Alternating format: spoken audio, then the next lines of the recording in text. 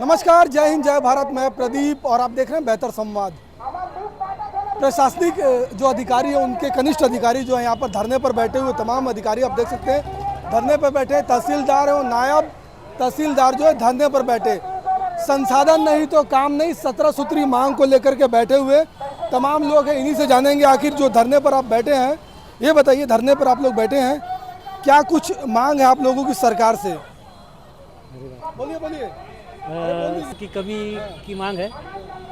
17 सूत्री मांग है। स्टाफ की कमी है और अपने वाहन की कमी है। वाहन और स्टाफ की कमी है और जिस कमी को पूरा कराने के लिए सरकार के पास कई बार ये जा चुके, पर अभी तक जो है सरकार के कानों में जू नहीं रेंगती है। इसके बाद जो है तमाम लोग धरने पर बैठते हैं। थोड़ा सा खड़े हो जाइए आप। ये बताइए, सरकार को इससे पहले भी कई बार आपके संगठन की ओर से ज्ञापन दिया गया है, मंत्रियों को दिया गया, क्या लग रहा है सुनवाई क्यों नहीं हो पा रही है? अब उसका कारण तो मैं नहीं बता पाऊंगी। फिलहाल इस बार हमारे जो है प्रदेश स्तरीय जितने भी तहसीलदार, नायब तहसीलदार हैं, उनके माध्यम से हम उनका ध्यान आकृष्ट कराना चाहते हैं और समस्या की जो संवेदनशीलता है उसको बताना चाहते हैं। क्या लग रहा है आप लोगों के साथ क्या भेदभाव हो रहा है? भेदभाव की बात तो नहीं हो सकती, क्योंकि शासन जो है उतनी ही सुविधाएं उपलब्ध करा सकती है जितना वो करती है, पर कुछ चीज़ें ऐसी रहती हैं जो फील्ड में उनको शायद ही पता होती हैं। केवल हमारा अपनी समस्याओं को अवगत कराना है, वो भी शासन के पक्ष में। चूँकि हम लोक सेवक हैं, हमारा प्राथमिकता तो जनता को सुविधाएं पहुंचाना है। उन सुविधा पहुंचाने में जो जो दिक्कतों का सामना हमको करना पड़ता है, ये केवल उन्हीं का लिस्ट है एक तरह से। आज से आप लोग धरने पर बैठ गए और भी लोग, उनसे बात करेंगे। भाई साहब थोड़ा सा खड़े हो जाइए, क्या नाम लिखते हैं? मनोज कुमार रस्तोगी। मनोज कुमार जी, 17 सूत्री मांग को लेकर के आप लोग बैठे हैं धरने पर, क्या लग रहा है जो 17 सूत्री वो पूरे हो पाएंगे इस गवर्नमेंट में? जरूर पूरे हो पाएंगे, गवर्नमेंट चाहेगी तो जरूर पूरे हो पाएंगे, क्योंकि ये जनता से जुड़े मुद्दे हैं। हमारे मुद्दे तो कम हैं, ये जनता से जुड़े हुए मुद्दे हैं। क्योंकि एक दिन में आय के 250 आवेदन आते हैं, जाति के 100-150 आवेदन आ जाते हैं, तो 400-500 आवेदन ऐसे ही हो गए, तो उसका निराकरण कैसे कर पाएंगे? हमारे पास कोई है नहीं, एक बाबू बस है, ऑपरेटर कोई है नहीं, तो कैसे कर पाएंगे? तो मेन पावर की काफ़ी समस्याएं हैं और उस समस्याओं से जूझ रहे हैं। 17 सूत्री मांगे हैं आप लोग। दिन की शुरुआत कैसे होती है, थोड़ा सा बताइए आप लोग। क्या चीज़ के लिए? काम पे जब जाते हैं तो दिन की शुरुआत कैसे होती है? काम पे जाते हैं तो देखिए, अलग अलग दिन तहसीलदार के या नायब तहसीलदार के अलग अलग कार्य होते हैं। कोर्ट के भी काम होते हैं, कार्यपालिक मजिस्ट्रेट के रूप में। जब अगर कहीं लॉ एंड ऑर्डर होता है तो लॉ एंड ऑर्डर में जाते हैं, या बाकी जो है नहीं अगर हो तो ऑफिस में बैठ के कोर्ट और लोगों की समस्याओं को सुनते हैं। साथ में आए जाते हैं निवास, एग्री, स्टे, खाद, अन्य काम भी चलते रहते हैं। साथ में निर्वाचन के भी काम चलते रहते हैं। पर्सनल गाड़ी का उपयोग होता है कि सरकार गाड़ी देती है? देखिए, कुछ तहसीलों में गाड़ियाँ हैं, कुछ जगह गाड़ियाँ नहीं हैं। तो जहाँ गाड़ियाँ हैं वो गाड़ियों का उपयोग करते हैं, जहाँ गाड़ियाँ नहीं, क्योंकि सबको पता है दूर जाना पड़ता है, कोई लॉ एंड ऑर्डर, तो उस स्थिति में पर्सनल गाड़ियों का उपयोग करना पड़ता है। यही हमारी मांग है कि सबको जो है शासकीय वाहन उपलब्ध कराया जाए, जिससे कि हम आसानी से उस जगह पर जल्दी पहुँच पाए और लोगों को तत्काल राहत दे पाए। तो बेशक सभी शासकीय जो कार्यालय, तहसील कार्यालय, उसमें शासकीय जो वाहन है वो उपलब्ध कराने की बात जो है तहसीलदार और नायब तहसीलदार करें। सर थोड़ा सा खड़े हो जाएंगे आप। ये बताइए, आप लोग तो बैठ गए धरने पर, 3 दिन का ये अल्टीमेटम है, क्या लग रहा है सरकार इस 3 दिनों में आप लोगों की बात सुन लेगी? पूरी उम्मीद है। काफ़ी संवेदनशील सरकार है, तो उम्मीद तो है कि हमारी भी संवेदनशील मांगे हैं उनको पूरी करेगी। मांग अगर मान लीजिए पूरी नहीं होती, क्योंकि 1.5 साल का समय हो गया, चुनाव से पहले के ये वादे हैं। मांग पूरी होने की इसे संभावना है, क्योंकि हम अभी तक आपने देखा होगा कि तहसीलदार, नायब तहसीलदार अधिकांश लोगों के हड़तालें समाप्त करने के लिए मौके पे जाती है।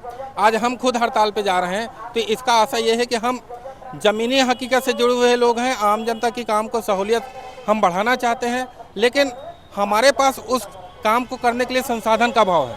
उस संसाधन को पूरा करने के लिए हम ध्यान आकृष्ट करा रहे हैं शासन का। बेशक संसाधन का अभाव है और संसाधन पूरी होगी तो बैठ जाएंगे। सर 17 सूत्री में प्रमुख ऐसी कौन कौन से बिंदु है जिसको तत्काल रूप से लगता है कि इसको होना चाहिए? तहसीलों में पर्याप्त व्यवस्था, चाहे वो हमारे ऑपरेटर की व्यवस्था हो, चाहे वो हमारी गाड़ी की व्यवस्था हो, डीजल की व्यवस्था हो। दूसरा हमारी पदोन्नति, जो कि तहसीलदार से डिप्टी कलेक्टर में 50-50% होनी चाहिए। और तीसरा सबसे प्रमुख मांग है हमारा वेतन विसंगति। ये 3 हमारी सबसे प्रमुख मांग है। बाकी हमारी तो 17 सूत्री मांग हमारे सारे प्रमुख हैं, पर इसमें जो 3 जिससे हम बहुत परेशान हो रहे हैं और हमारे प्रभावित हो रहे हैं, ये हमारी ये 3 बहुत प्रमुख हैं। क्या लग रहा है सरकार इस और ध्यान दे रही है नहीं दे रही है? सरकार ध्यान दे रही है। इससे पहले भी छत्तीसगढ़ न्यायाधीश संरक्षण अधिनियम लाया गया था। हमारे कलेक्टर साहबान को सबको निर्देशित किया गया था कि जो ASLR SLR हैं उनको तहसीलदार का दायित्व ना दिया जाए। तो समय समय पर सरकार ने हमारे लिए सकारात्मक पत्राचार किया है, संसाधन की भी व्यवस्था कर रही है, पर जिस गति से होना चाहिए वो गति नहीं हो पाई है। आज भी बहुत सारे जिलों में SLR लोगों को तहसीलदार नायब तहसीलदार के पद पर बैठाया गया है। बहुत सारे हमारे ऐसे साथी सस्पेंड हुए हैं जिनको सुना नहीं गया है। भाई जब न्यायाधीश संरक्षण अधिनियम लागू है और हमको इस पर संरक्षण प्राप्त है, तो उसके तहत हमें प्रोटेक्शन मिलना चाहिए, सुना जाना चाहिए। न्यायालयीन प्रक्रिया में अपील का प्रावधान है, उस पर देखना चाहिए। पर जो लगातार सस्पेंशन की कार्रवाई हो रही है, तो इससे बहुत सभी साथी हतोत्साहित हैं। मुझे पूरा विश्वास है कि सरकार इन चीज़ों को बहुत गंभीरता से लेगी और हमारे लिए सकारात्मक पहल करेगी और हमारा ये आंदोलन 3 दिवस के बाद पे समाप्त हो जाएगा। जी, जो 3 दिवस में इसके बाद आगे की कोई रणनीति बन चुकी है या बनेगी? अभी रणनीति ऐसी कोई तय नहीं हुई है, क्योंकि रणनीति इसलिए तय नहीं हुई क्योंकि हमारा शासन पर पूरा भरोसा है। हमें पूरा विश्वास है कि जो 3 दिन का हम सामूहिक अवकाश लेकर एक धरना कर रहे हैं, उसमें शासन का ध्यान हम आकृष्ट करा लेंगे और शासन का ध्यान आकृष्ट कराने के बाद शासन हमारे हित में निर्णय लेगा।